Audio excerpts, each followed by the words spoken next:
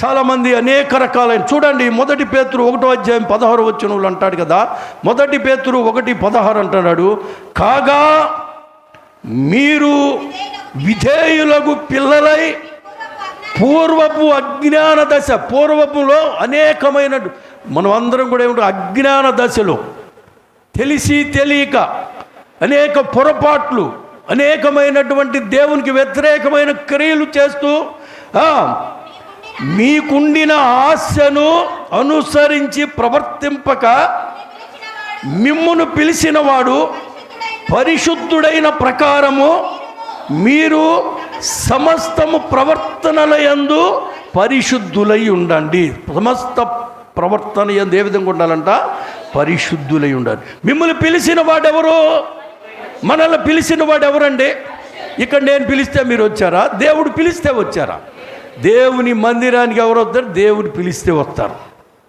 దేవుడు పిలిస్తే వస్తారు. దేవుడు పిలిచినటువంటి వారు, మన దేవుడు ఎలాంటి వాడు? పరిశుద్ధుడు. మనం ఎలా ఉండాలి?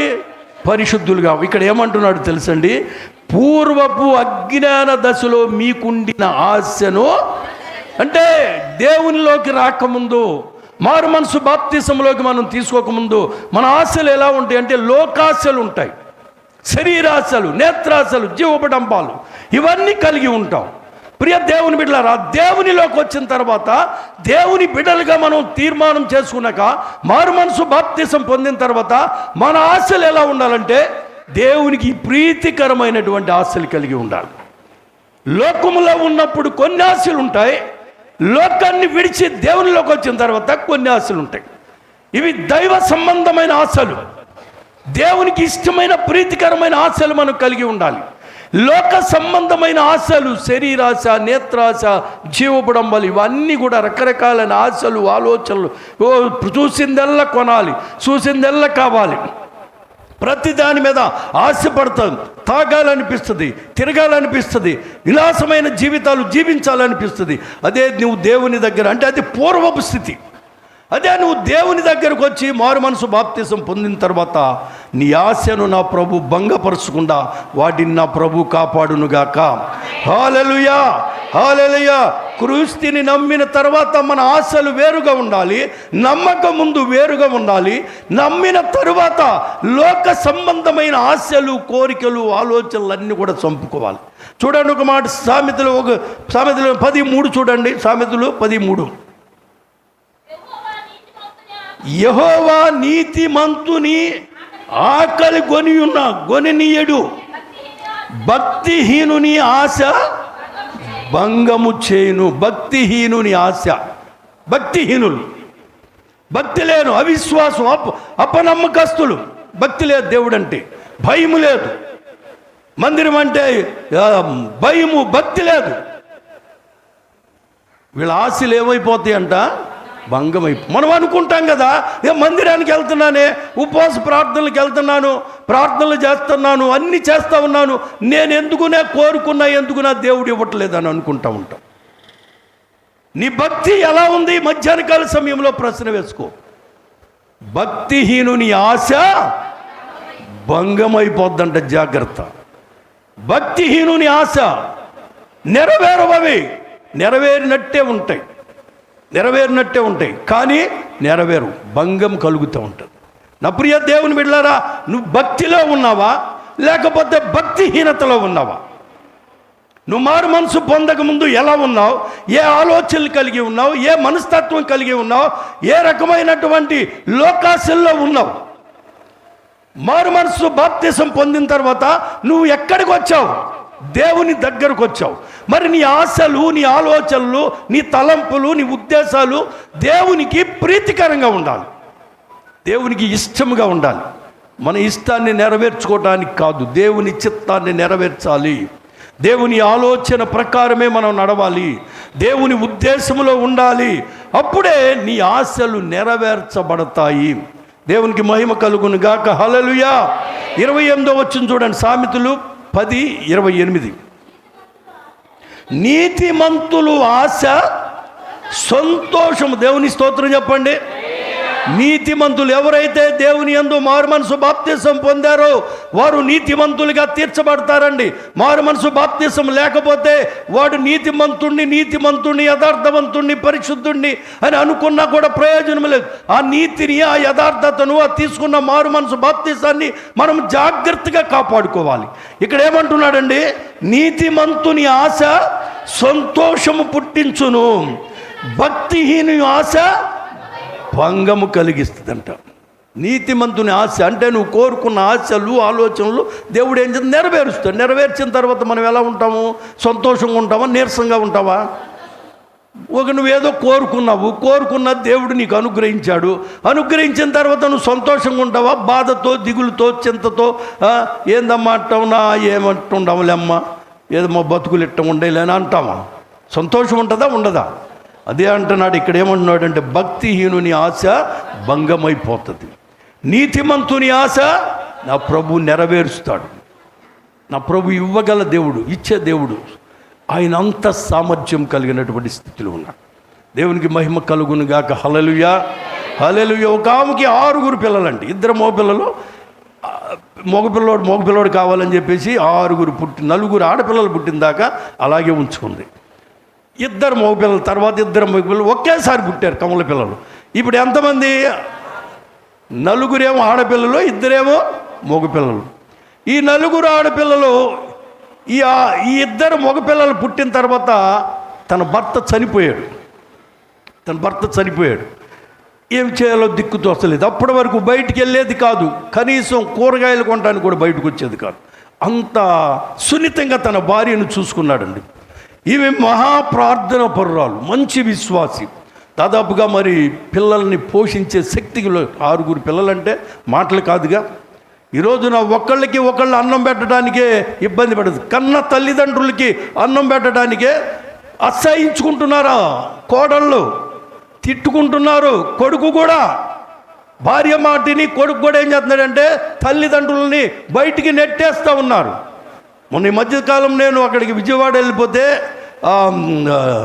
నిర్మలా హృదయభవన్ దగ్గరికి వెళ్ళిపోతే ఒకటి కారులో తీసుకొచ్చి ఒక తల్లిని అక్కడ వదిలిపెట్టి వెళ్ళిపోయాడండి. ఆమె ఏడుస్తుంది, అయ్యా నేను నీ మాట వింటాను, నా మాట వినరా బాబు, నన్ను ఇక్కడ ఉండలేనురా అని బతివులు ఆడుతుంది. ఏం పర్వాలేదు ఉండి అప్పుడప్పుడు వస్తానని చెప్పి కారు స్పీడ్గా వెళ్ళి తీసుకొని వెళ్ళిపోయాడండి. ఎంత దుర్మార్గుడో చూడండి. నేను అక్కడే ఉన్నా, నేను ప్రక్కనే ఉన్నా. ఏంటండి ఏమైందంటే, ఏమయ్యేది ఏంటయ్యా, ఆస్తి అంతా రాపించుకున్న తర్వాత నన్ను ఇక్కడ తీసుకొచ్చి వదిలిపెట్టారయ్యా. తల్లిదండ్రులు చూడలేదు కొడుకులు, ఇక కోడళ్ళు ఏం చూస్తారు? బయట నుంచి వచ్చిన అమ్మాయి ఎవరో బుద్ధిమంతురాలు, నీతిమంతురాలు, యథార్థవంతురాలు, దేవుని యందు భయభక్తులు కలిగినటువంటి వారైతే వాళ్ళు తల్లిదండ్రుల కంటే ఎక్కువగా కూడా అత్తమామలను ప్రేమిస్తారు. అట్టి కృప నా ప్రభు ఇక్కడ ఉన్న కోడళ్ళందరికీ దయచేయునుగాక. హల్లెలూయా, హల్లెలూయా. కనుక నా ప్రియమైన దేవుని బిడ్డలారా, ఈ లోకంలో ప్రతి మనిషి ఒక ఆశ, ఆలోచన, తలంపులు, ఉద్దేశాలు కలిగి ఉంటాడు. నీ ఆశ నెరవేరాలంటే నువ్వు పూర్వం ఉన్నటువంటి స్థితిని మార్చుకున్న తర్వాత, దేవునిలోకి వచ్చిన తర్వాత దైవ సంబంధమైన ఆశలు, ఆలోచనలు కలిగి ఉండాలి. అప్పుడే నీ ఆశ భంగము కానేరదు, నీ ఆలోచన సఫలము కావు, విఫలము కావు, సఫలపరుస్తాడు నా ప్రభు. నీ యొక్క సమస్తమైనటువంటి విషయాల్లో నా ప్రభు నిన్ను ముందుకు నడిపిస్తాడు.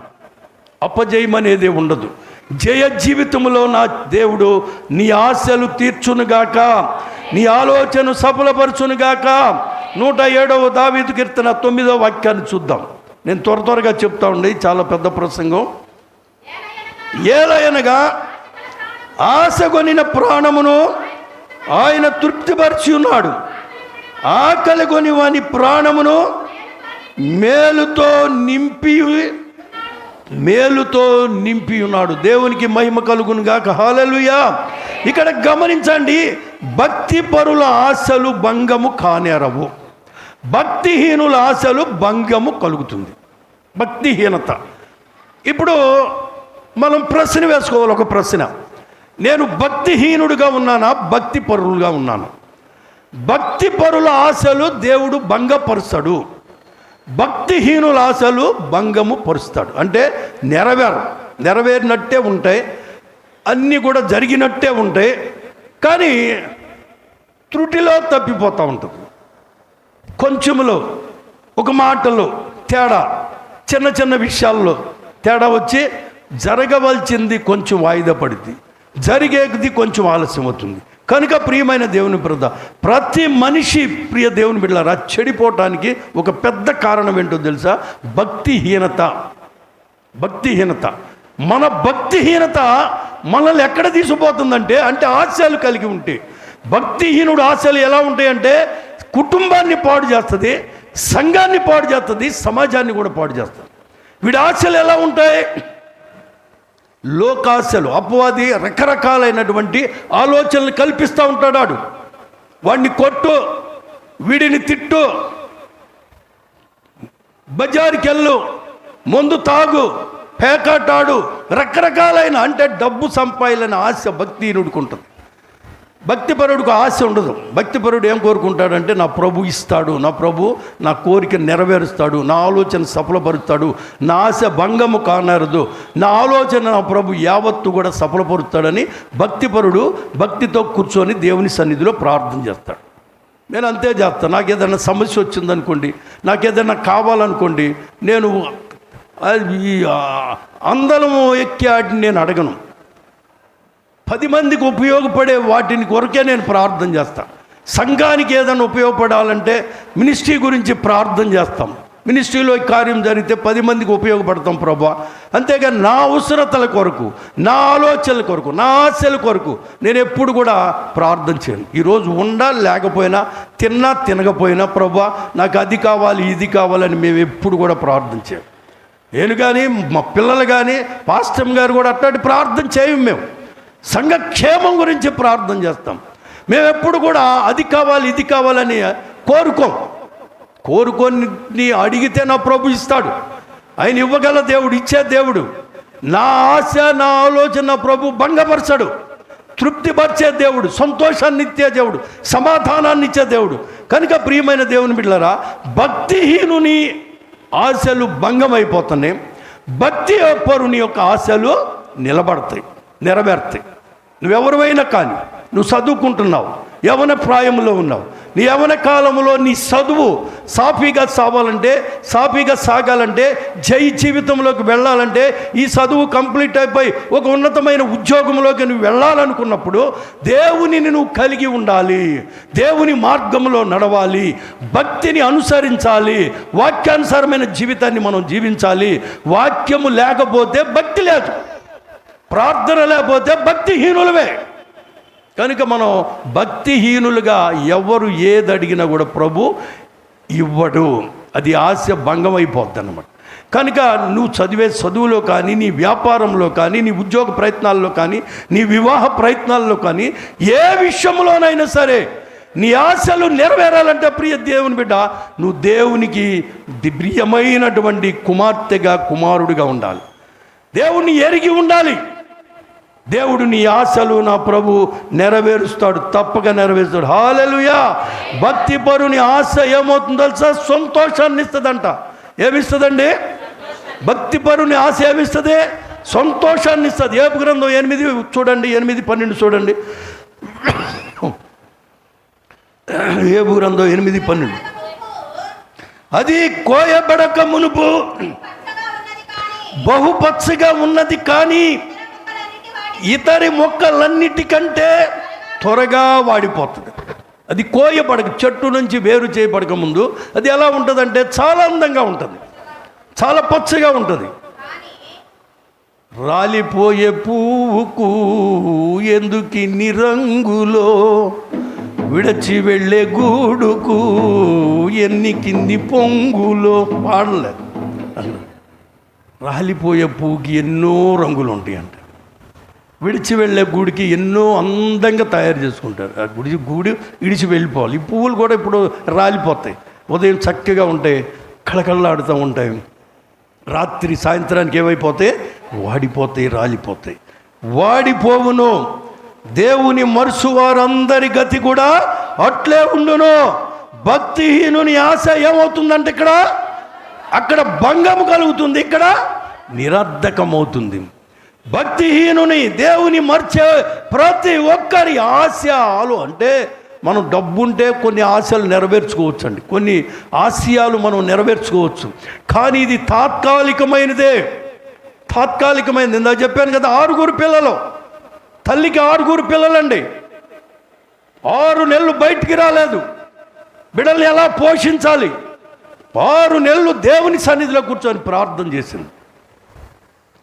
దేవుని సన్నిధిలో కూర్చొని ప్రార్థన చేసిందండి.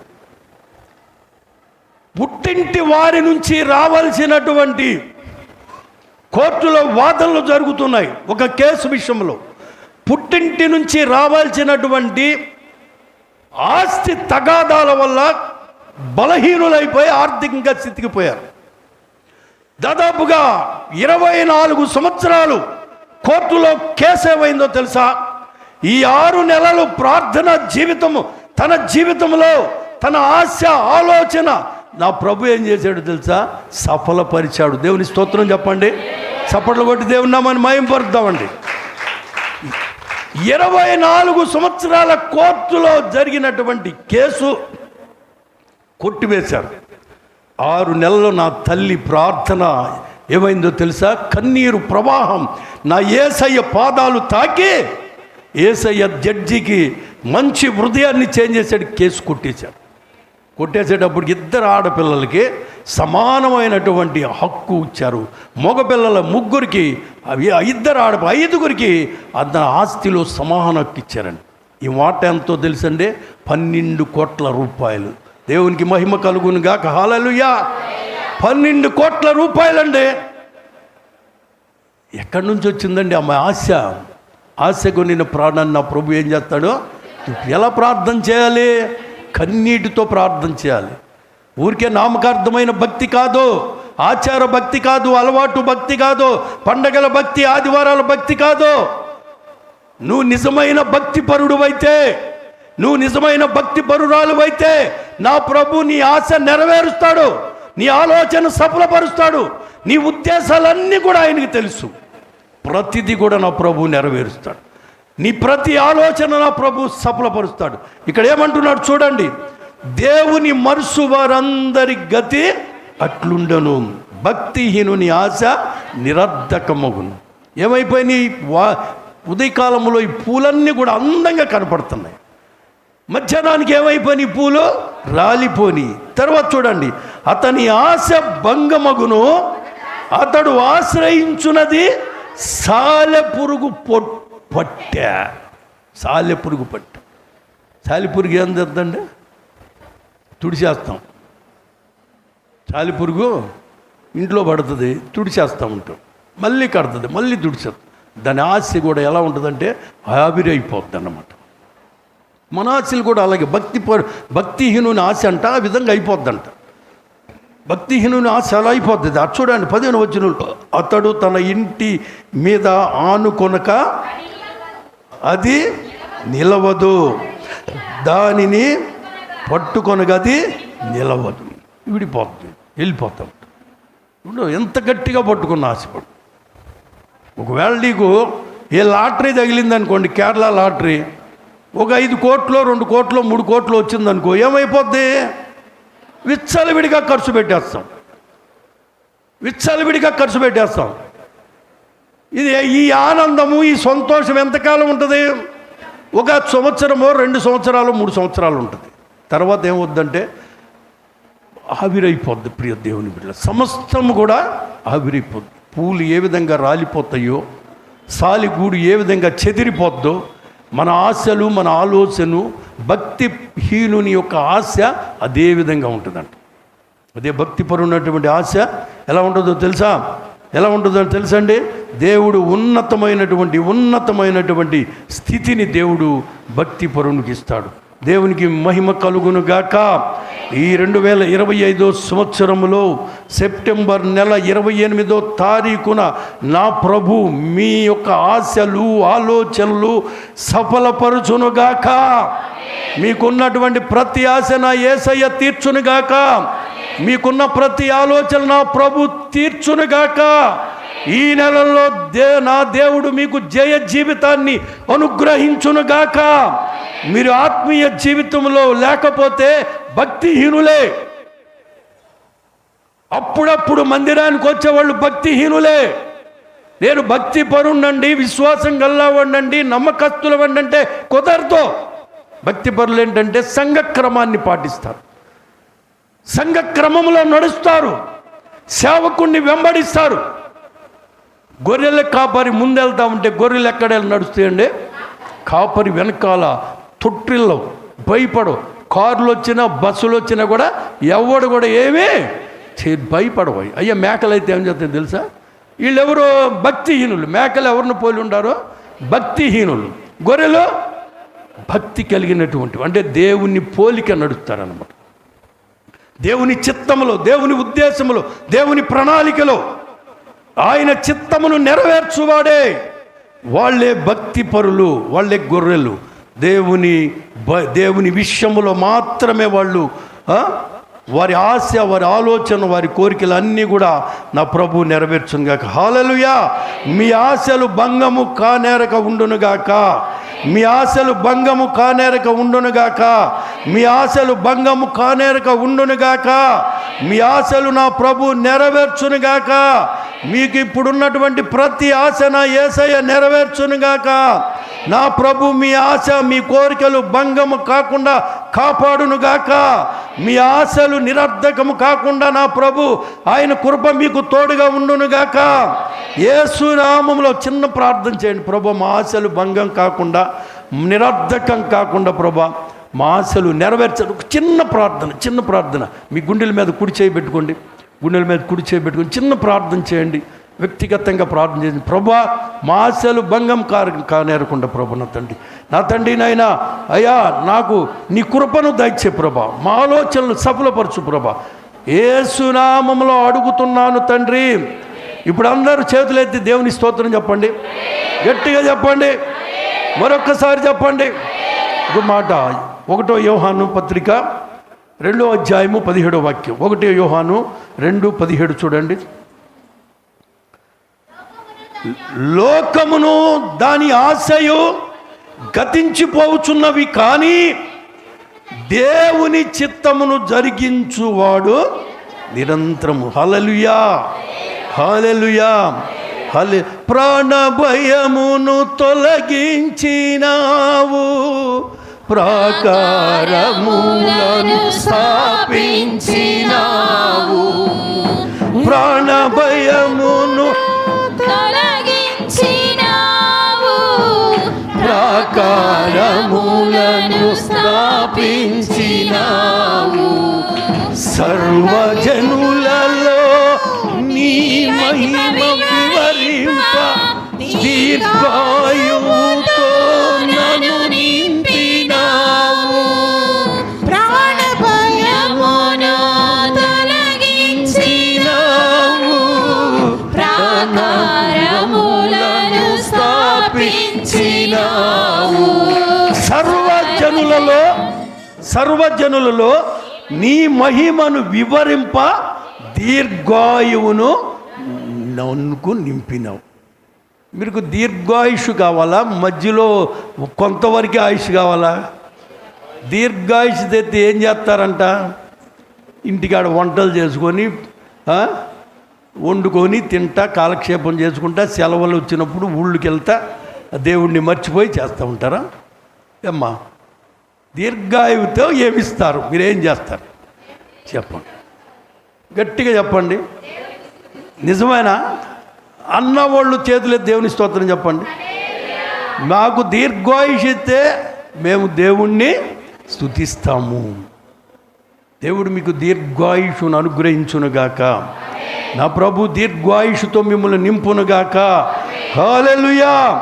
ఇక్కడ లోకమును దాని ఆశ గతించిపోవును, కానీ దేవుని చిత్తమును జరిగించువాడు నిరంతరము నిలుస్తాడు. లోకములో ఉన్న ఆశ గతించిపోతే, పూర్వపులో నువ్వు మారు మనసు బాప్తిసం పొందక ముందు ఏ ఆశ కలిగి ఉన్నావో, మారు మనసు బాప్తిసం పొందిన తర్వాత ఈ ఆశలన్నీ విడిచిపెట్టాలి. ఇప్పుడు నువ్వు ఎక్కడుండాలి? దేవుని లోకమును దాని ఆశ గతించేయాలి, వదిలేయాలి. దేవుని చిత్తాన్ని ఎవరండి వీళ్ళు భక్తి పరులు ఏం చేస్తారో? దేవుని చిత్తమును నెరవేరుతారు. భక్తిహీనులు దేవుణ్ణి విడిచిపెడతారు. దాని చిత్తాన్ని నెరవేర్చుకోవడానికి ప్రయత్నం చేస్తారు. మన ఆలోచనలు నెరవేర్చుకోవడానికి ప్రయత్నం చేస్తారు.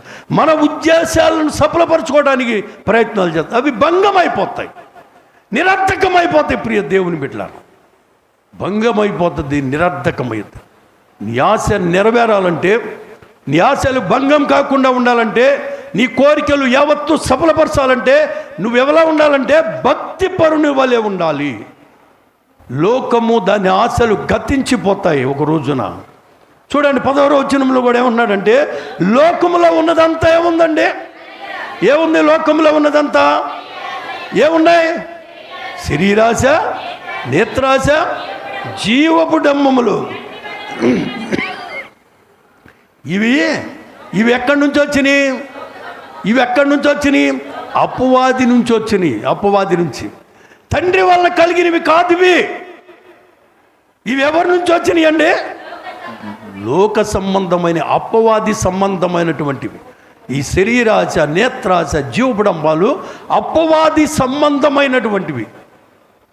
ఇవి ఎలా నెరవేరుతాయి? మనం వాడు నెరవేర్చు, వాడు ఏంది ఆశలు పెడతా ఉంటాడు, ఆశలు పెడతా ఉంటాడు. నేను నిన్న వస్తా అన్నాను, జాస్మిన్తో అన్నాను, ఒక మంచి కారు కొనుక్కోవాలమ్మా అన్నా.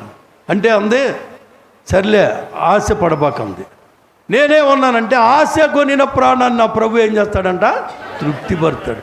నా ఆశ దేనికి? సేవ కొరకు, సేవ కొరకు, పరిచర్య కొరకు. కారుంటే అనేక ప్రాంతాలకు వెళ్ళొచ్చు, అనేక చోట్లకు వెళ్ళొచ్చు, అనేక చోట్లకు రమ్మని పిలుస్తున్నారు, కానీ సరైన వాహనం లేక వెళ్ళలేకపోతున్నాం. బిజీగా ఉన్నాను, నేను రావట్లేదండి, నాకు కుదరదండి అని చెప్పేస్తున్నాం. అనేక మంది పిలుస్తూ ఉన్నారు. కానీ ప్రియమైన దేవుని బిడ్డలారా, భక్తిహీనుని ఆశ అంట నిరర్ధకమవుతుందంట, ఆశ భంగమైపోతుందంట. కనుక ప్రియమైన దేవుని బిడ్డరా, నా దేవుడు నీ ఆశలు, నీ ఆలోచనలు, నీ కోరికలు సఫలపరచును గాక. ఆమేన్ అంటే ఆమేన్ అనండి. ఆమేన్ అంటే జరిగిపోతాయా? జరిగిపోతాయా? ఆమేన్ అన్నారు, జరిగిపోతాయా? ఏమండి, ఎందుకు జరగవు? ఎందుకు జరగవండి? ఇవి తండ్రి వలన కలిగినవి కావు. తండ్రి వలన కలిగినవి అయితే నెరవేర్చబడతాయి. ఇవి ఎవరి వల్ల కలిగినవి అంటే, లోకంలో అనేకమైన ఆశలు ఉంటాయి, ఆలోచనలు ఉంటాయి, తలంపులు ఉంటాయి, ఉద్దేశాలు ఉంటాయి. యవనస్తులకి కొన్ని ఆశలు ఉంటాయి, కొన్ని ఆలోచనలు ఉంటాయి. చదువుకునే పిల్లలకి కొన్ని ఆలోచనలు ఉంటాయి. మరి మధ్య వయసు వచ్చినటువంటి వారికి కొన్ని ఆశలు, ఆలోచనలు ఉంటాయి. వృద్ధులైనటువంటి వారికి కొన్ని ఆశలు, నా జీవితం చక్కగా గడిపోవాలి. మన కామంటుంది, పెదరావుల్లో టీచర్గా రిటైర్డ్ అయిపోయింది. ఆ పక్కనే చర్చిలో పెద్ద సన్మానం చేశారు. అంటుందయ్యా, ఇక నా జీవితాన్ని దేవుని కొరకు అర్పిస్తానయ్యా అంటుంది. దేవుని కొరకు నా శేష జీవితం మొత్తం ఇక బ్రతికినంతకాలం నా దేవునికి నేను నా జీవితాన్ని సమర్పిస్తాను. ఇంతకాలం కుటుంబం కొరకు బ్రతికాను, నా కొరకు నేను బ్రతికాను. ఈరోజు నేను రిటైర్మెంట్ అయిపోయాను. కొన్ని బాధ్యతల నుంచి నాకు దేవుడు విడిపించాడు. కనుక ఇక నేను దేవుని పని చేస్తాను. ఎక్కడ పడితే అక్కడ సువార్త ప్రకటిస్తాను, కరపత్రాలు పంచుతాను. ఎన్ని చివాట్లు వచ్చినా, ఎన్ని అవమానాలు, ఎందరు అవమానపరిచినా సరే అన్య జనుల దగ్గరికి వెళ్ళి సువార్త పత్రికలు పంచుతానంటది. ఎంత గొప్ప తీర్మానం అండి అది. భక్తిహీనుల యొక్క ఆశలు భంగమైపోతాయి. దేవుని పని చేస్తానని ఆమె తీర్మానం చేసుకుంది కనుక ఆమె ఆశ దేవుడు తప్పక నెరవేరుస్తాడు. హల్లెలూయా, హల్లెలూయా, హల్లెలూయా. భక్తి, ఇప్పుడు మనం భక్తిలో ఉన్నామా, భక్తిహీనతలో ఉన్నాం? ఒకసారి పరిశీలించుకుందాం. ఒకసారి ఆలోచించండి. నేను భక్తిలో ఉన్నానా, భక్తిహీనతలో ఉన్నానా? మనం ఎలా ఉన్నాం ఒకసారి ఆలోచించండి. మీరుగా ఆలోచించండి, చెప్పండి మనం ఎలా ఉన్నాం. నేను భక్తి పరునండి, నేను భక్తి పరురాలనండి, నేను భక్తిహీనతలో లేను, నేను భక్తిలో ఉన్నాను. కనుక నా ప్రభు నా ఆశలు నెరవేరుస్తాడు, ఆశలు నెరవేరుస్తాడు. అపవాది కూడా కొన్ని ఆశలు నెరవేరుస్తాడు. నేను ఈరోజు తాగాలి అనుకున్నాను అనుకో, వాడు ఏమంటాడంటే ఎవరొకరి దగ్గర డబ్బులు ఇప్పిస్తాడు, ఎవరొకరి దగ్గర డబ్బులు ఇప్పిస్తాడు. డబ్బులు లేవు నా దగ్గర తాగడానికి, ఎవడొకరి దగ్గర డబ్బులు ఇప్పిస్తాడు. ఏ మోషే గారు, ఏ సంటో, లేకపోతే ఎవరో ఒకళ్ళు కనపడతారు. ఏ పరంజ్యోతి గారు, ఏమంటే పరంజ్యోతి గారు ఒక 200 కావాలండి, భలే వాళ్ళు తీసుకండి అంటాడు. అదే కుటుంబంలో ఏమంటే బియ్యం తెచ్చుకోవాలి, పిల్లలు ఆకలితో ఏడుతున్నారండి, ఒక 200 100 రూపాయలు ఇవ్వండి, ఏడయండి బల్లి మన దగ్గర ఏడండి అని అంటాం. అంటే అపవాది ఏం చేస్తుందంటే మన ఆశలు నెరవేరుస్తాడు. సినిమాకి వెళ్ళాలనుకో ఎక్కడో చోట ఏడో ఫ్రెండ్ దొరుకుతాడు, రారా వెళ్దాం అంటాడు, తీసుకుపోతాడు. సామెతలు చూడండి, సామెతల గ్రంథం 13:19 చూడండి, సామెతలు 13:19 చూడండి.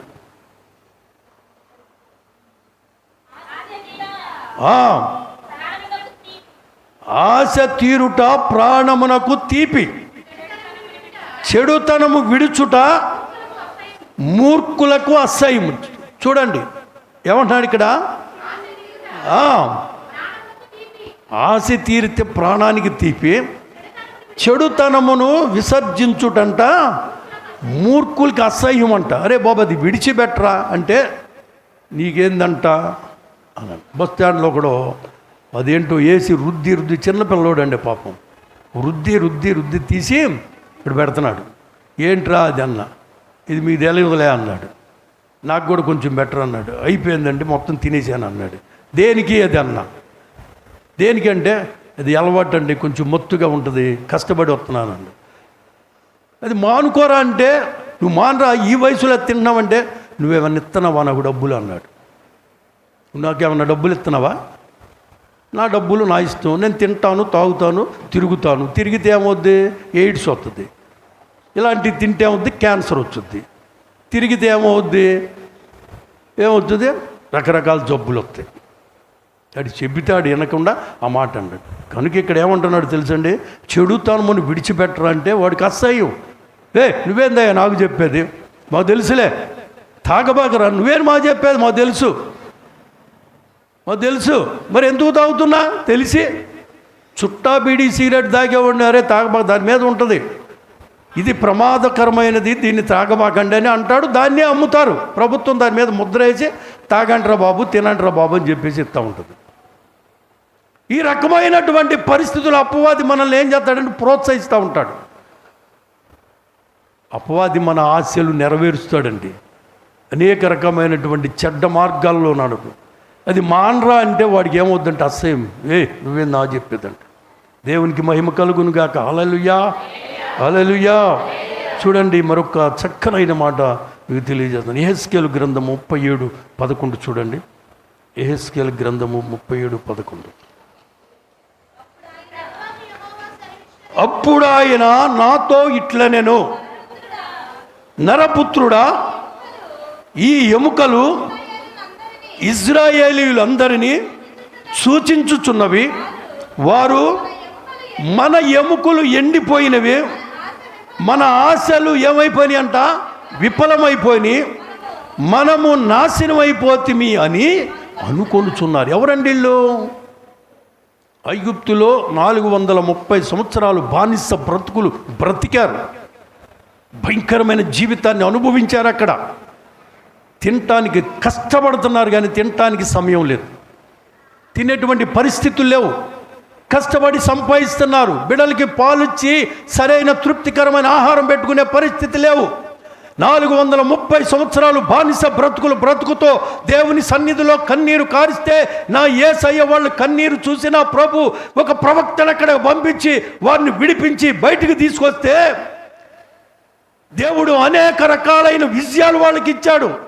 ఎర్ర సముద్రాన్ని 2 పాయలుగా చేశాడు, ఎరికో గోళ్ళు కూర్చారు, పెద్ద యుద్ధాలు జరిగినప్పటికి కూడా జయ జీవితాన్ని వీళ్ళకు అనుకరించారు. దేవతలు తినే ఆహారాన్ని, దేవదూతలు తినే భోజనాన్ని వీరికి పంపించాడు నా ప్రభు. మారా జలాన్ని మధురంగా మార్చిన నా ప్రభు. ఇంకా చనుగుడు గొనుగుతూ వీళ్ళు ఎలా ఉన్నారు తెలుసా? సచ్చిన శవాలులైపోయారని. ఎండిన ఎముకలో ఆత్మీయ జీవితంలో చచ్చిపోయారు. వీళ్ళు ఆత్మ సంబంధమైన విషయంలో చచ్చిపోయారు. లోకాశిల్లబడి దేవుణ్ణి దూషిస్తూ, దేవుణ్ణి అవమానపరుస్తూ, ప్రవక్తలను దూషిస్తూ, సేవకుల్ని దూషిస్తూ, అనేక రకాలైన మాటలు మాట్లాడుతూ, దేవుని సన్నిధి నిర్లక్ష్యం చేస్తూ, అశ్రద్ధ చేస్తే వీళ్ళందరూ ఎవరో తెలుసండి? ఆత్మ సంబంధమైన విషయంలో సచ్చిన శవాలు లాంటి వాళ్ళు.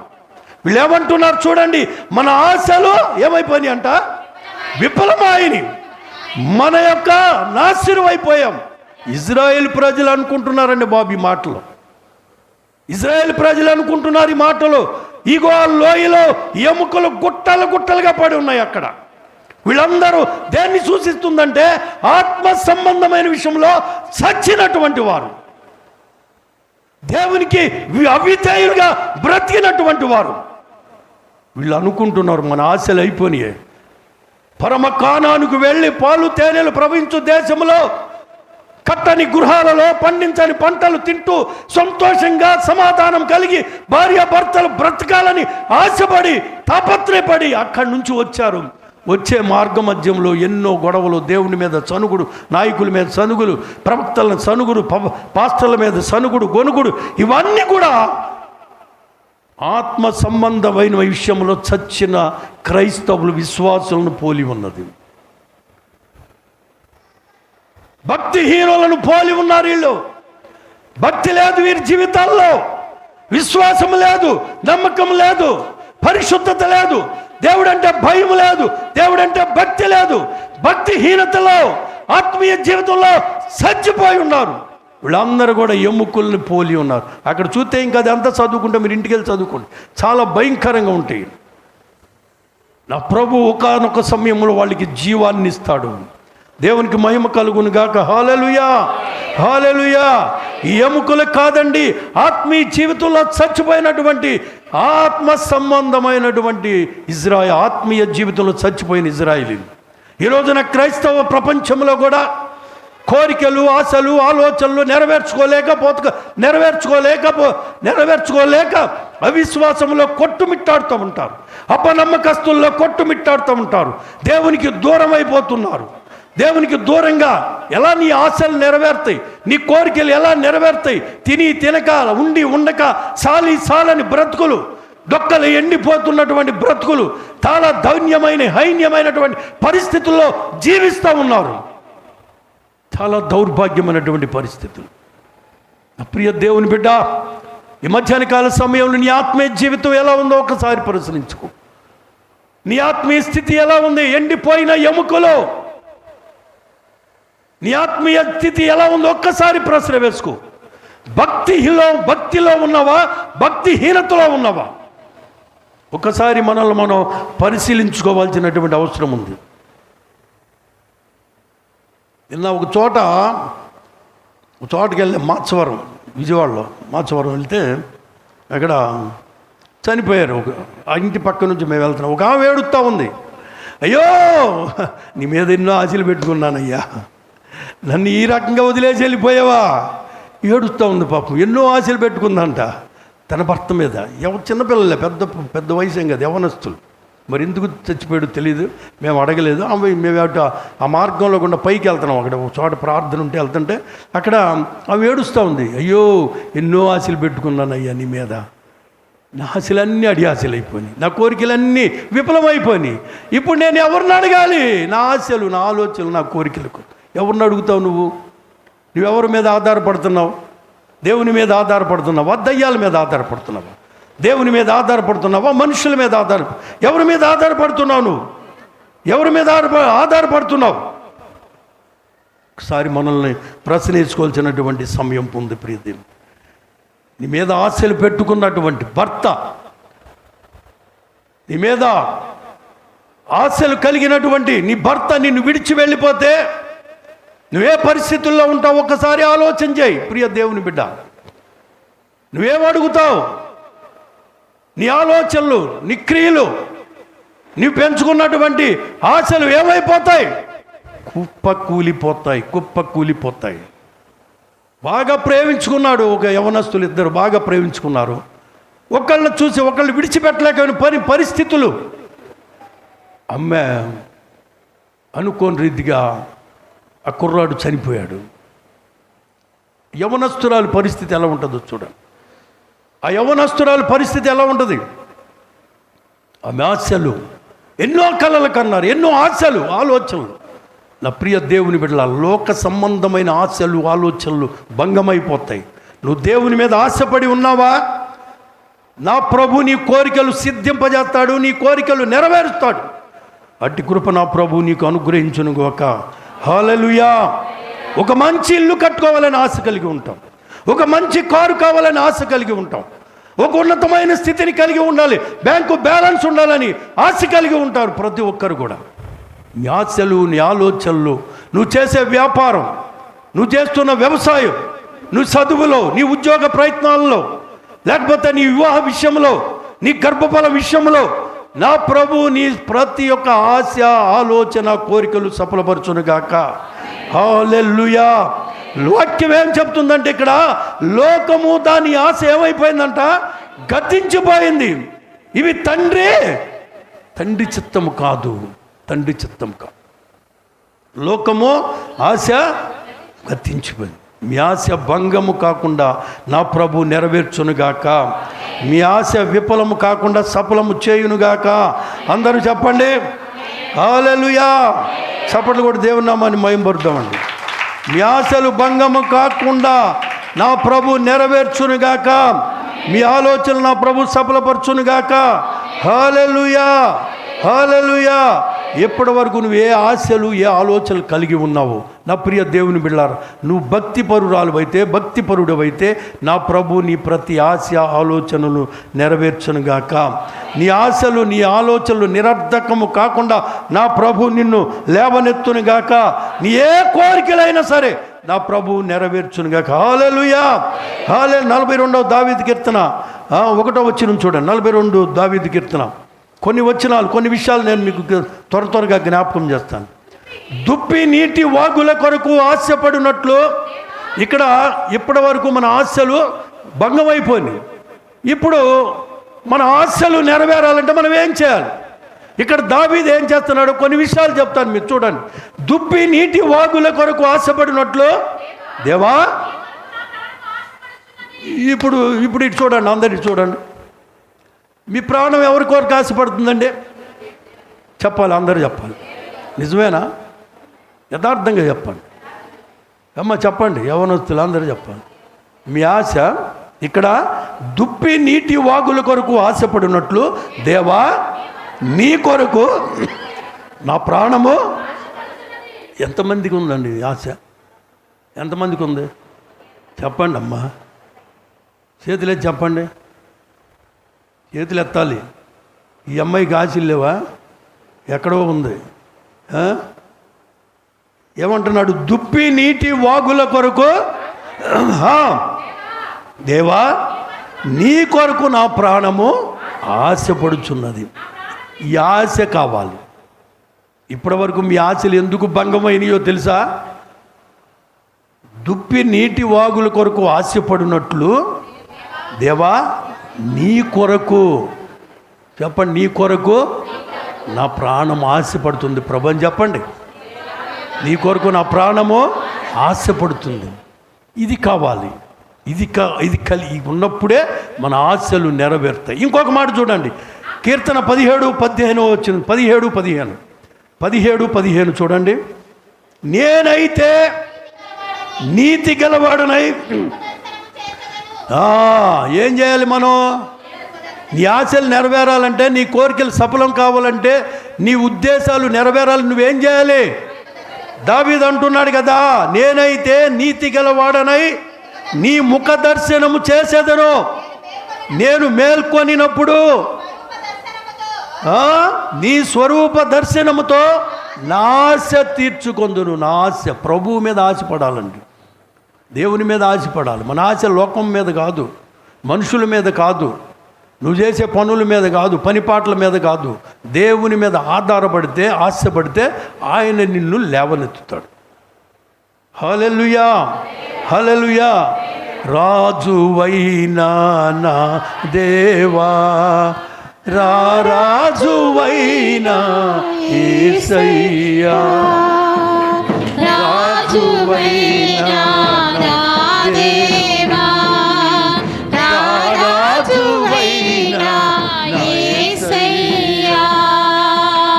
కోటి స్వరముల స్తుతించినా, కోటి స్వరముల స్తుతించినా, తనివి తీరదు నా మనసునా.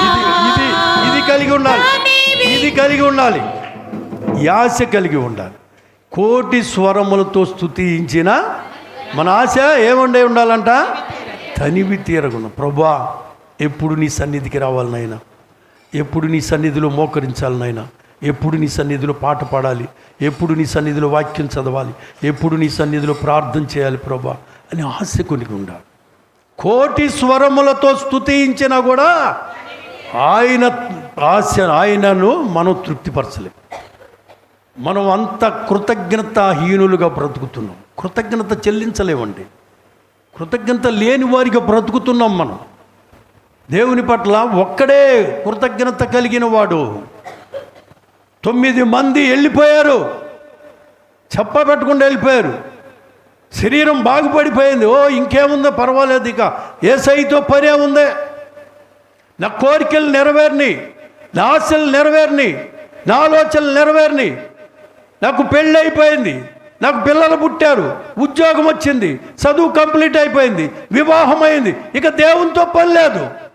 మనం దేని కొరకు ప్రార్థన చేయమంటారు తెలుసా?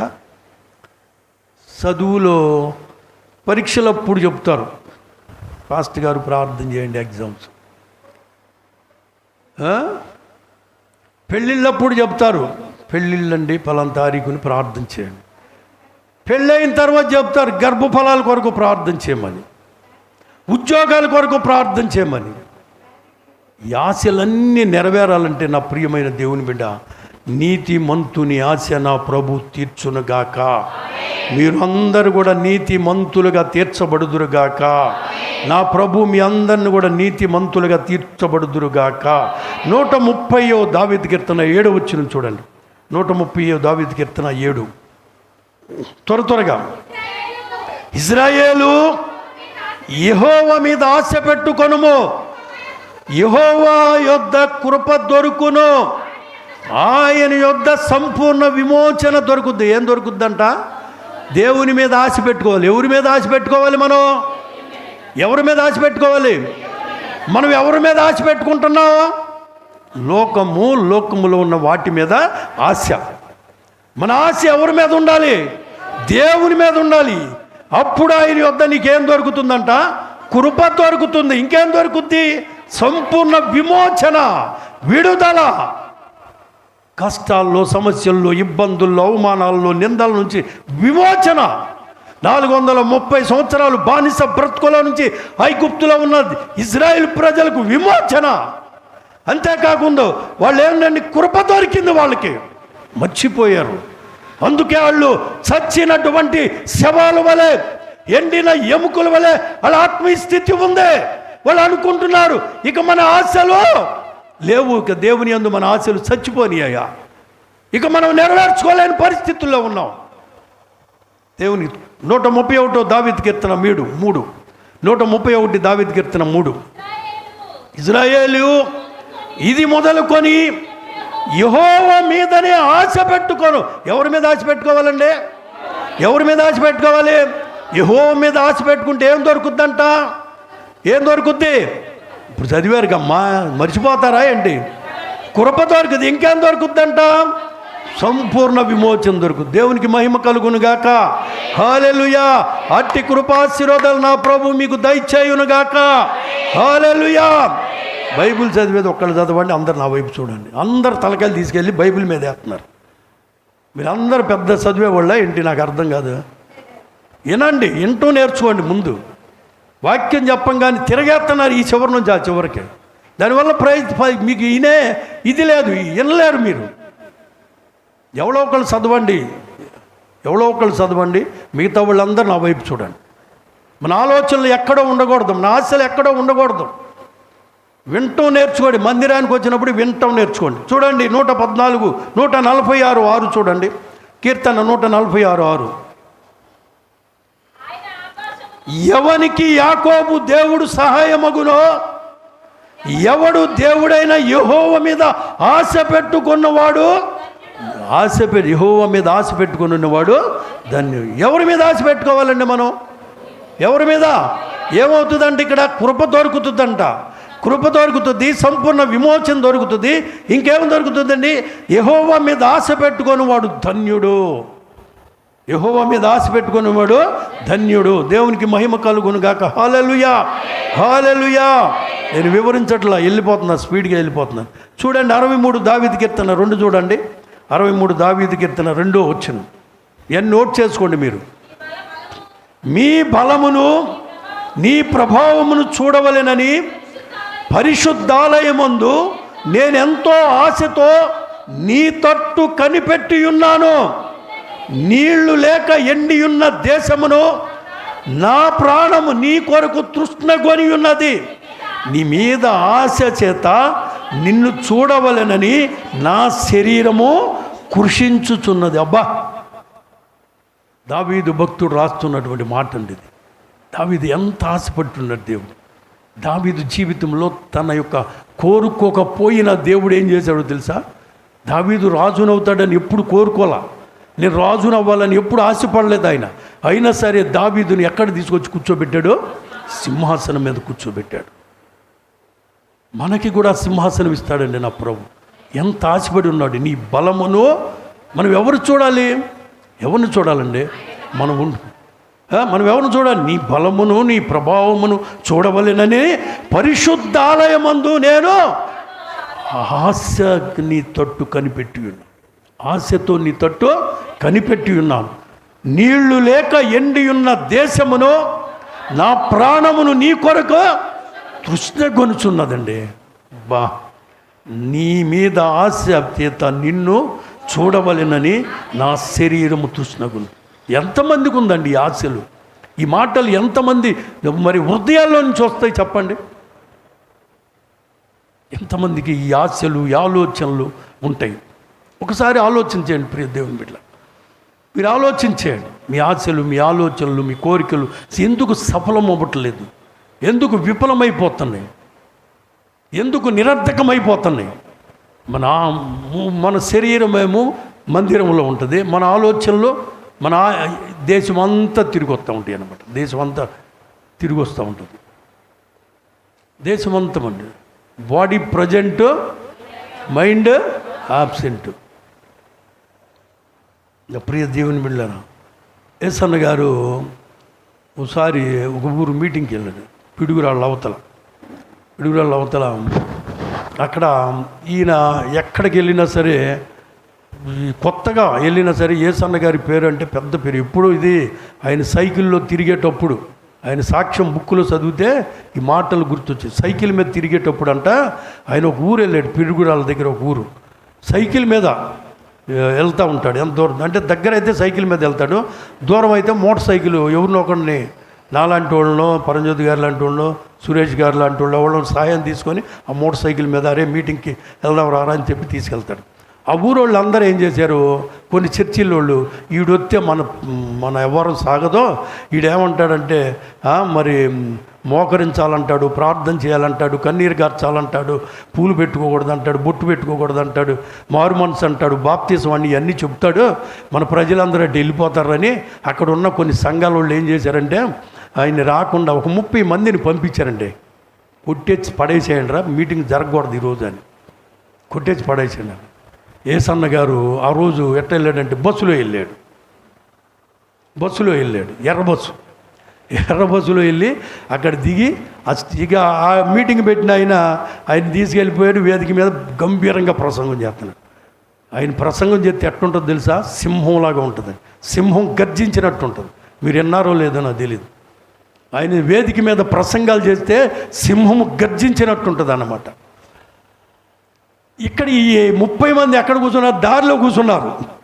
వీడు వస్తాడు, బండి వేసి వస్తాడు, కొట్టేసి అవసరమే చంపి అవతల పడేద్దారు అనుకున్నారు. ఈ మొత్తానికి మీటింగ్, ఇప్పుడు ఈ మొత్తానికి మీటింగ్ వేసాడు ఒకడు, వీళ్ళన్నిటికీ ఒకడు కర్త. ఈయన ప్రసంగం సగం అయిపోయింది అక్కడ. ఈలోపు ఏంటంటే ఇంకా రాలేదు అంటే ఒకడు వచ్చి అన్నాడు, ఒరే మీ 30 మందిని ఇక్కడ పంపించినోడికి హార్ట్ అటాక్ వచ్చిందిరా అన్నాడు. ఏమొచ్చిందంట? హార్ట్ అటాక్ వచ్చింది. ఈ 30 మంది బలిచి ఏం చేశారు? ఈయన తీసుకొని హాస్పిటల్కి వెళ్ళారు. చూడండి దేవుని కార్యాలు. ప్రియ దేవుని బిడ్డలారా, ఇజ్రాయేల్ దేశాన్ని ఏకంగా చేసి, ఇజ్రాయేల్ దేశాన్ని ఒకటిగా చేసి 57 దేశాలు ఏకమైనవి. 57 దేశాలు ఏకమయ్యి వాళ్ళందరూ కూడా 57 దేశాలు అధ్యక్షులు వచ్చి పెద్ద మీటింగ్ ఏర్పాటు చేసి ఒక మైదానంలో మొన్న 10 రోజుల క్రితం జరిగినటువంటి సంఘటన ఇది. ఈ ఏకం చేసినటువంటి వాడికి ఏం చేశాడంటే పిలిపించాడు, అందరిని పిలిపించాడు. అందరూ వచ్చారు, అందరూ మైదానంలో కూర్చున్నారు.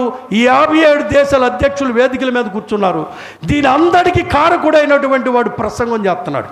మనందరం కలిసి ఇజ్రాయెల్ని నాశనం చేయాలి, ఇజ్రాయెల్ని తరిమి అసలు మ్యాప్లో లేకుండా చేయాలి అని అన్నాడు. వీడు ప్రసంగం చేస్తూనే ఉన్నాడు, కొప్పుకూలిపోయాడు, చచ్చిపోయాడు. దేవుని స్తోత్రం చెప్పండి. ఏం సంతోషం ఉండదా మీ ముఖాల్లో? ఏమ్మా, వండిన చేపల పులుసు ఎదురు చూస్తుందా? కోడి కూర ఎదురు చూస్తుందా? మటన్ కూర ఎదురు చూస్తుందా? ఏమైపోతుంది? ఏమైపోవు. మీరెళ్ళి మీరే తింటారు, ఎవరు తినరు. హుషారుగా ఉండండి. దేవుని సన్నిధిలో ఉన్నప్పుడు మంచి మాటలు చెప్పినప్పుడు కొంచెం సంతోషంగా ఉండాలి. దేవునికి మహిమ కలుగును గాక. హల్లెలూయా, హల్లెలూయా. మేము ఒక ఊరు వెళ్తున్నాం తెలంగాణలో ఒక ఊరు వెళ్తుంటే ఆ ఊరిలో ఆర్ఎస్ఎస్ వాళ్ళు ఎక్కువ ఉంటారు. ఆ పాస్ట్ గారు ఫోన్ చేసి ఏమంటే మీటింగులు వద్దంటే వాళ్ళు క్యాన్సిల్ చేయమని చెప్తున్నారు, గొడవ చేస్తున్నారు, మీరు రాబాకండి అని చెప్పారు. నన్ను తీసుకెళ్ళి ఆయన ఎవరంటాడు, చాలా ధైర్యశాలి. జాన్ గారు అని రైల్వేలో ఆయన టీసీగా పనిచేస్తూ ఉంటాడు. చాలా ఉన్నతమైనటువంటి ఆశలు కలిగినట్టు ఉంటాడు. ఎవడేం చేయడయ్యా, నీకెందుకు, ప్రార్థన జరుగుద్ది, నువ్వేం భయపడబాక, మేము వస్తున్నాం అన్నాడు. అనేటప్పటికి సరే వెళ్దాం అనుకున్నాం. మమ్మల్ని కొట్టడానికి ఏసన్న గారి లాగా మధ్యలో కాపేశారు. ఒక చోట ఒక కాలం ఉంది, ఆ కాలువ దగ్గర కాపేశారు. మేము కారులో వెళ్తున్నాం, ఆయన కారులో మమ్మల్ని తీసుకొని వెళ్తున్నాడు. మేము ప్రార్థన చేసుకుంటూ వెళ్తున్నాం. ప్రార్థన జరగాలి ప్రభా, దెబ్బలు తిన్నా సరే, దెబ్బలు తినడానికైనా మేము సిద్ధపడిపోతాం. ప్రాణం అయితే తీరు కదా, దెబ్బలు కొడితే కొట్టారు, ప్రార్థన జరగాలి. వేదిక పీకేసినా సరే ఆ వేదిక దగ్గర కూర్చొని ప్రార్థన చేయాలని మేము వెళ్తూ ఉన్నాం. అయితే మాకంటే ముందు ఒక 2 వ్యాన్లు ముందు వెళ్ళిపోయి, ఇందులో పోలీసులు ఉన్నారు. ఎందుకున్నారంటే హైదరాబాద్లో ఒకడు ఏం చేశాడంటే, ఒక స్టూడెంట్స్ అంటే చదువు పూర్తయిపోయి గాలిగా తిరిగే బ్యాచ్ కొంతమంది ఉంటారు. వీళ్ళు ఏం చేశారంటే ఒక అమ్మాయిని చేర్చి చంపేసేసి ఆ ఊరు వెళ్తూ ఉన్నారు. వీళ్ళలో ఇద్దరు ఏం చేశారంటే ఈ ఊరు వచ్చి వీళ్ళు అక్కడ కుర్రోళ్ళతో కలిసి వీళ్ళందరూ అక్కడ దారి కాశారు. వీళ్ళు వస్తే వేసేద్దాంరా అని చెప్పేసి కూర్చున్నారు. మమ్మల్ని దాటి 2 వ్యాన్లు ముందుకెళ్ళాను. ఒక టాటా సుమో వ్యాను, ఇంకొక వ్యాన్ ఒకటి ముందుకెళ్ళి. ఇందులో ఎవరు ఉండారంటే పోలీసులు ఉన్నారు. పోలీసులు ఎందుకు అక్కడికి వెళ్ళారంటే ఆ సమయంలో వీళ్ళిద్దరు ఇక్కడ ఉండారు, ఆ ఊర్లో ఉండారని వాళ్ళకి ఇన్ఫర్మేషన్ వచ్చింది. వాళ్ళని పట్టుకోవడానికి వెళ్ళారు. వీళ్ళు ఏం చేశారు, ఇక్కడ కాలువ దగ్గర కాపేసిన వాళ్ళు అరే వస్తున్నారు వీళ్ళు అని చెప్పేసి ఆ వ్యాన్లు ఆపారు. వీళ్ళు మఫ్టీలో ఉన్నారు. వీడెళ్ళి కరెక్ట్గా వెళ్ళి సిఐ సొక్కా పట్టుకున్నాడు. ఏరా ఇక్కడ స్వార్థ ప్రకటిస్తానికి వస్తున్నారా మీరు, ఏసై దేవుడా అని చెప్పేసి అనేటప్పటికి వెంటనే ఆ వెనకాల జీబులో ఉన్న వాళ్ళందరూ రౌండ్ అప్ అయిపోయి వాళ్ళు చెప్పారు, గుర్తుపట్టేశారు ఫోటో, వీళ్ళిద్దరే సార్ వాళ్ళు. వీళ్ళతో పాటు ఉన్న 8 మందిని కూడా వాళ్ళు మొత్తాన్ని అరెస్ట్ చేశారు. ఆ రోజు ప్రశాంతంగా అక్కడ 3 రోజులు సభలు జరిగింది. దేవుని స్తోత్రం చెప్పండి. హల్లెలూయా. నా దేవుని మీద ఆశపడితే మన కోరికలు దేవుడు సఫలపరుస్తాడు. ఆశకు నేను ప్రాణాన్ని నా ప్రభు ఏం చేస్తాడు తెలుసా, తృప్తిపరుస్తాడు. నెహెమ్యా 1:10 చూడండి. నెహెమ్యా 1:10 కొన్ని విషయాలు చెప్తాను స్పీడ్గా. అయిపోయింది, ప్రసంగం అయిపోద్ది.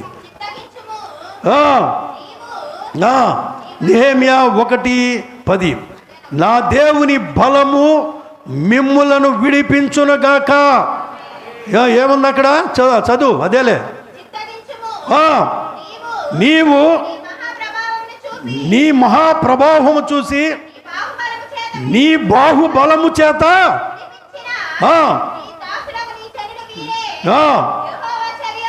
యెహోవా చెవియొగ్గి నీ దాసుడనైన నా మొరను నీ నామమును భయభక్తులతో గణపరచుటయందు ఆనందించు. చాలు, దేవుని స్తోత్రం చెప్పండి. హల్లెలూయా, హల్లెలూయా. దేవుని బలము మనల్ని ఏం చేస్తుందంట, విడిపిస్తుందంట.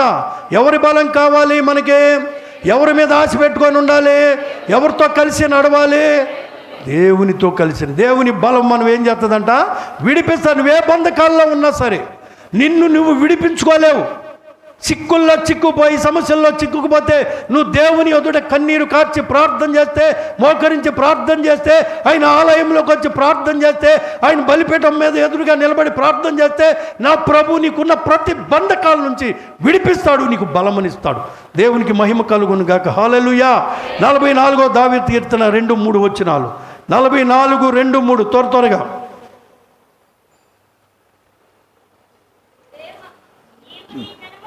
కీర్తన 44. నా ప్రాణము దేవుని కొమ్మ. 44:2-3 అమ్మా. నీవు నీ భుజ బలము చేత అన్యజనులను వెళ్ళగొట్టి మా పితరులను నాటితివి. జనములను నిర్మూలము చేసి వారిని వ్యాపింపజేసి వారు తమ ఖడ్గము చేత దేశమును స్వాధీనపరుచుకొనలేదు. వారి బాహు బలము వారికి జయమివ్వలేదు. నీవు వారిని కటాక్షించితివి గనుక నీ దక్షిణాస్తమే నీ బాహువే నా ముఖకాంతి అయి వారికి విజయము కలుగు చేశాను. మన బలము చాలదండి. అపవాదిని ఎదిరించడం మన బలం చాలదు. పరిశుద్ధ గ్రంథము వాక్యం కావాలి, ప్రార్థన కావాలి. ఈ 2 జత కలిగితేనే మనకున్న చిక్కులు సమస్యలు విడిపోతాయి. ఆ బాహుబలంతో మనం దాన్ని ఎదిరించి శక్తిని ప్రభు మనకిస్తాడు. దేవునికి మహిమ కలుగును గాక. హల్లెలూయా.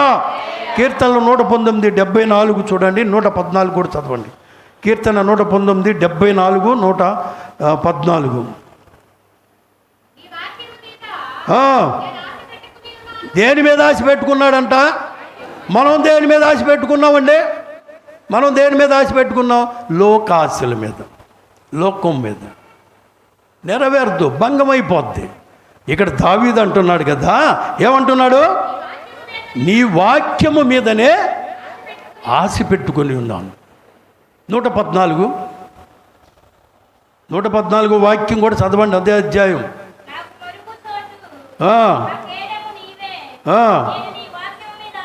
నేను నీ వాక్యము మీద ఆశ పెట్టుకొని ఉన్నాను. నీ వాక్యం మీద ఆశ పెట్టుకుని, నీ వాక్యం మీద ఆశ పెట్టుకున్నాను. దేవుని వాక్యం మీద ఆశ పెట్టుకోవాలి. దేవుని మీద ఆశపడాలి, దేవుని మీద ఆధారపడాలి. అప్పుడే నీ ఆశలు భంగము కాకుండా నా ప్రభు నెరవేర్చునుగాక. హల్లెలూయా. 78వ కీర్తన 18. 78వ కీర్తన 18.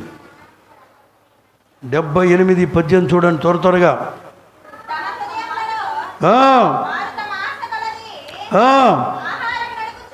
ఆహారమును అడుగుచు తమ హృదయముల్లో దేవుణ్ణి ఏం చేశారంట? శోధించారు. ఆ రోజున 5 గుప్తు నుంచి బయలుదేరినట్టు ఇశ్రాయేలు ప్రజలకు వాళ్ళు దేవుడు ఏమి ఇచ్చాడంటే మన్నాని ఇచ్చాడా లేదా? మన్నా ఇచ్చి దేవదూతలు తినే భోజనాన్ని వాళ్ళకి ఇచ్చారు. అయినా వాళ్ళు ఏం చేశారు? అన్నం సప్పగా ఉందండి, ఉప్పు లేదు, కారం లేదు. మేము ఐగుప్తులో ఉంటే కీర దోసకాయలు తిన్నాము, చేపలు తిన్నాము, గాడిద గుడ్డు తిన్నాము, అవి తిన్నాము, ఈ తిన్నామని దేవుడి మీద సణుక్కున్నారు. ఏమండి మోషే గారు, ఏంటి మాకు ఈ భోజనం పెట్టారు? అయ్యా మిమ్మల్ని కాదు, మాకేంటి ఈ భోజనం సప్పగా ఉంది. మేము అక్కడ ఏం తిన్నామో తెలుసా? ఏం తిన్నారంట? కీర దోసకాయలు తిన్నారా. వాళ్ళ ముఖానికి కీర దోసకాయలు గంజి మెతుకులు కొళ్ళేవి. అక్కడ గంజి పూగొళ్ళలేదు. అక్కడ వాళ్ళు శ్రమ పట్టమే వాళ్ళకి తెలుసు. గొడ్డుగారం వేసి పెట్టారు, వాళ్ళు నీళ్లు పోసుకొని తాగారు. ఇక్కడేమో డప్పాలు కొడతా ఉంటారు, ఇక్కడ డప్పాలు కొడుతూ ఉంటారు. దేవునికి స్తోత్రం కలుగును గాక. హృదయములో దేవుణ్ణి శోధించారండి వాళ్ళు. లోకాశల కొరకు నువ్వు శోధిస్తున్నావేమో, లోకంలో పడిపోయి దేవుణ్ణి మర్చిపోతున్నావేమో, దేవునికి వ్యతిరేకమైన క్రియలు చేస్తున్నావేమో. నా ప్రియ దేవుని బిడ్డ, నీ ఆశలు ఏ విధంగా నెరవేర్చబడతాయి? భంగమైపోతాయి, జాగ్రత్త. యాకోబు 1:23 చూడండి త్వరగా. యాకోబు 1:23. ఎవడైనను దాని ప్రకారము ప్రవర్తింపని వాడైతే ఏముంటుందంట? మనుషుని పోలి ఉన్నాడు. వాడు ఎవడైతే అద్దములో అద్దం చూసుకుంటాము, బాగానే ఉంది. పక్క వెళ్ళిపోయిన తర్వాత మళ్ళీ వచ్చి మళ్ళీ ఒక 5 నిమిషాలకి అద్దం ఉంది. మన ముఖం ఎక్కడికి వెళ్ళుద్ది? ఈ దెయ్యం ముఖం అట్టాగే ఉంటుందా, లేకపోతే ఏమన్నా మారిపోద్దా? దేవదూతల ముఖం ఏమన్నా వచ్చుద్దా? ఏమండి, మనం చేసే పనులు చేస్తా ఎంత నువ్వు చూసుకోవాలనుకున్నా, ఎంత ప్రయత్నాలు చేసినా దానివల్ల ఫలితం ఉండదు. దేవుని మీద ఆశపడు, నా ప్రభు నీ కోరికలు సఫలపరుస్తాడు. దేవునికి మహిమ కలుగును గాక. హల్లెలూయా. కీర్తన 89:10 ఇంకా 2 విషయాలు చెప్పి ముగించేద్దాం. 89:10 అమ్మా, 89:10 చూడండి. సంపబడిన దానితో సమానముగా నీవు రాహాబును ఐగుప్తును నలిపివేసితివి. నీ బాహుబలము చేత నీ శత్రువులను చెదరగొట్టితివి. ఎవరిచ్చారు ఈ బాహుబలం? యేసయ్య ఇచ్చాడండి. యేసయ్య ఇచ్చాడు. దేవునికి మహిమ కలుగును గాక. హల్లెలూయా. శత్రువులను చెదరగొట్టే ధైర్యాన్ని దేవుడిస్తాడు. అపవాదిని ఎదిరించగలిగే శక్తిని నా ప్రభు ఇస్తాడు. నీ ఆశ కొనిన నీ ఆశను నా ప్రభు తృప్తిపరచుతాడు. నా యేసయ్యలో అంత బలం ఉంది. ఆయన మీద ఆధారపడాలి, ఆయన మీద ఆశ కొని ఉండాలి. అప్పుడే నీ కోరికలు యావత్తు కూడా సఫలమంది. పేతురు మొదటి పత్రిక 4:3 కూడా చూడండి. పేతురు మొదటి పత్రిక 4:3.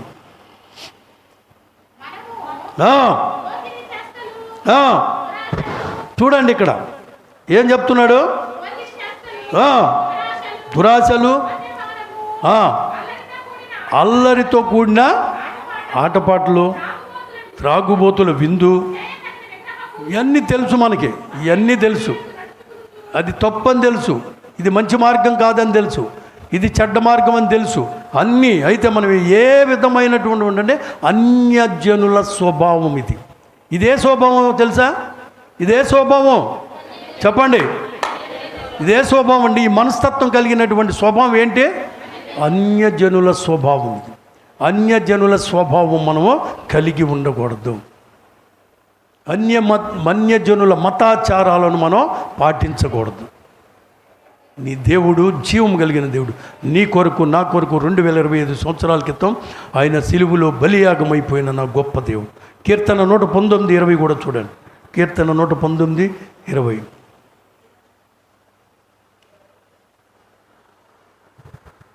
నీ న్యాయ విధుల మీద నాకు ఆశ కలిగి ఉన్నది, దాని చేత నా ప్రాణము క్షీణించుచున్నది. దేని మీద ఆశ కలిగి ఉన్నాడంటండి? న్యాయ విధుల మీద. దాని చేత నా ప్రాణం ఏమవుతుందంట? క్షీణించుతున్నది. న్యాయ విధులు, న్యాయం చేయాలి, అన్యాయం చేయకూడదు. నువ్వు న్యాయం చేయకపోయినా పర్వాలేదు కానీ అలా ఉండు, అంతేగాని ఇతరులకు అన్యాయం చేయకూడదు, ఇతరులు దూషించకూడదు, అక్రమంగా ప్రవర్తించకూడదు. దానివల్ల ఏమవుతుందంటే క్షీణించిపోతాం. ఈ దావీదు అంటున్నాడు కదా, అయ్యా నీ న్యాయ విధుల మీద నాకు ఎడతెగక ఆశ కలిగి ఉన్నాను, ఎడతెగక ఆశ కలిగి ఉన్నాను. నా ప్రాణం ఏమవుతుందంట? క్షీణించిపోతుంది. చివరికి ఒక మాట చూడండి, ఆమోసు 5:18 చూడండి. ఆమోసు గ్రంథము 5:18 తెలుసా? ఎక్కడుందో? ఎక్కడుంది? చదువు. యెహోవా దినము రావలెనని ఆశ పెట్టుకొని వారలారా జాగ్రత్త, నీకు శ్రమ. యెహోవా దినము వచ్చుట వలన నీకు ప్రయోజనం ఏముందంటే, మారు మనసు బాప్తీసం పొందాము, మళ్ళీ పాపంలో శాపంలో రోత జీవితంలోకి వెళ్ళిపోయాము. యెహోవా దినము రావాలి రావాలి రావాలి పాడుతూ ఉంటారు. నువ్వు రావా యేసయ్యా, నువ్వు రావా యేసయ్య. ఒత్తి ఏమైపోతాం మనం అందరం? ఏమండే, యెహోవా దినము రావాలని ఆశ పెట్టుకొని వారలారా మీకు శ్రమ. ఎవరికి? దేవుని మీద ఆశ పెట్టుకున్నటువంటి వారికి, దేవుని మీద ఆధారపడినటువంటి వారికి శ్రమ. జాగ్రత్త. ఎక్కడికి వెళ్తావో తెలుసా? డైరెక్ట్గా వెళ్ళిపోతావు, నిత్య నరకాగ్నికి పాత్రలు అవుతాం. దేవుని మీద ఆశ పెట్టుకున్నవాడు, దేవునితో కలిసి నడిచినటువంటి వారు, దేవునితో కలిసి జీవించినటువంటి వాడు, దేవుణ్ణి శోధించకుండా ఆయన మార్గంలో నడిచించినట్టు నీ ప్రతి ఆశ కూడా నా ప్రభు భంగము కానీక ప్రతి ఆశ కూడా నా ప్రభు నెరవేర్చునుగాక. లేచి నిలబడదామండి, అందరం లేచి నిలబడదాం. ఒక చిన్న పాట పాడుకొని దేవుణ్ణి స్తుతించుకొని దేవుని నామాన్ని ఘనపరుచుకుందాం. అందరూ స్పీడ్గా లేవాలి. ఇప్పుడు దాకా త్వరగా స్తుతికి పాత్రుడా స్తోత్రహరుడు అనే పాట పాడుకుందాం. అందరూ కలిసి పాడదామండి. త్వరగా ఆవులిస్తున్నారు. దేవునికి స్తోత్రం. హల్లెలూయా హల్లెలూయా హల్లెలూయా. విమర్శించుకుందాం ఒకసారి. నేను ఎవరి మీద ఆశ పెట్టుకొని ఉన్నాను, నా పరిస్థితి ఏంటి, నా స్థితిగతులు ఏంటి అని ఒకసారి 2 నిమిషాలు ప్రార్థన చేయండి. అలాగే నిలబడినటువంటి వారు 2 నిమిషాలు ప్రార్థన చేయండి. అందరమ్మ ప్రార్థన చేయాలి, చిన్న ప్రార్థన చేయాలి. ప్రతిసారి అడిగించుకోకూడదమ్మా. ప్రార్థన చేయండి. హల్లెలూయా హల్లెలూయా హల్లెలూయా హల్లెలూయా హల్లెలూయా హల్లెలూయా హల్లెలూయా. హోసన్న పాటల పుస్తకంలో ఉంటుంది ఆ పాట. చేయడం మాధ్యం. మన ఆశలు భంగమైపోతున్నాయి, మన ఆశలు నెరవేర్చలేదు. ఎందుకని నెరవేర్చలేకపోతున్నాం? మనం ఎవరి మీద ఆశ పెట్టుకున్నాం? లోకం మీద. శరీరాశ, నేత్రాశ దేవునికి సంబంధించినవి కాదు. హల్లెలూయా హల్లెలూయా హల్లెలూయా హల్లెలూయా హల్లెలూయా. స్తోత్రం తండ్రి, నీకు వందనాలు. హల్లెలూయా.